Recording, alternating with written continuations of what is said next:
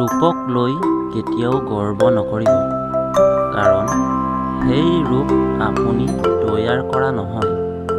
যদি গৰ্ব কৰিব বিচাৰে, আপোনাৰ চৰিত্ৰক লৈ গৰ্ব কৰক, কাৰণ আপোনাৰ চৰিত্ৰ আপুনি নিজে তৈয়াৰ কৰে।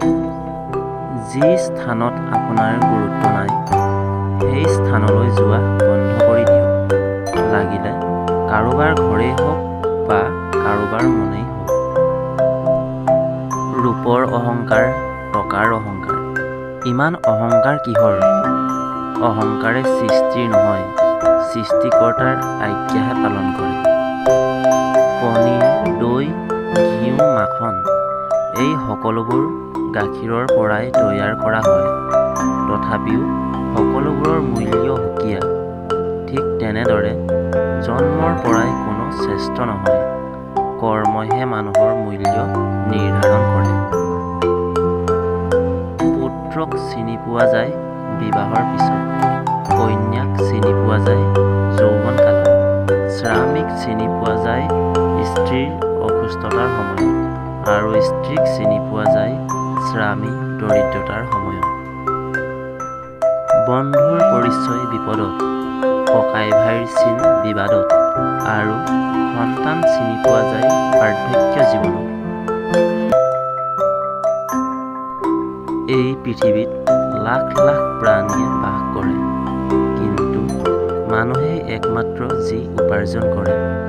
এবাৰ ভাবকচোন, বাকী প্ৰাণীবোৰ জানো খাবলৈ নাপাই মৰি গৈছে? মানুহেই একমাত্ৰ প্ৰাণী যাৰ কেতিয়াও ভোক নুগুছে। মানুহে ঝাৰু মাৰি আৱৰ্জনা পৰিষ্কাৰ কৰে, কিন্তু যেতিয়া ঝাৰুডালৰ বাট ছিঙি এডাল এডাল হৈ পৰে, তেতিয়া সেই আৱৰ্জনা চাফা কৰা ঝাৰুডালেই আৱৰ্জনালৈ পৰিণত হৈ পৰে। সেইবাবে সকলো সময়তে ভাল আদৰ্শৱান মানুহৰ লগত থাকক, ফালৰি কাটি আৱৰ্জনালৈ পৰিণত নহ'ব। বৰষুণৰ পানী ভাল পাত্ৰত পৰিলে সেয়া খাবলৈ সহজ, কিন্তু সেই একেখিনি পানীয়েই নলা নৰ্দমাত পৰিলে খোৱাটো দূৰৰে কথা, ভৰি ধোৱাৰো উপযোগী নহয়। পানী সেই একেখিনিয়ে, মাত্ৰ পৰা ঠাইখিনিহে সুকীয়া। সেইবাবেই হয়তো কয়, ভাল সংগত স্বৰ্গবাস, বেয়া সংগত সৰ্বনাশ।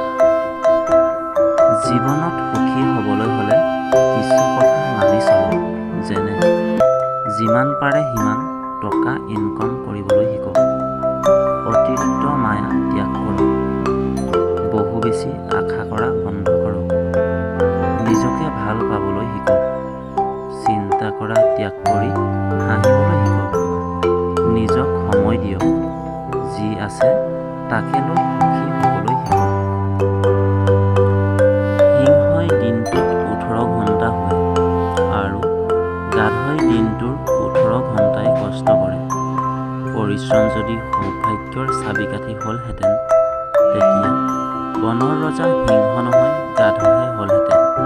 গতিকে মনত ৰাখিব, বুদ্ধিহীন পৰিশ্ৰম সদায় মূল্যহীন হয়।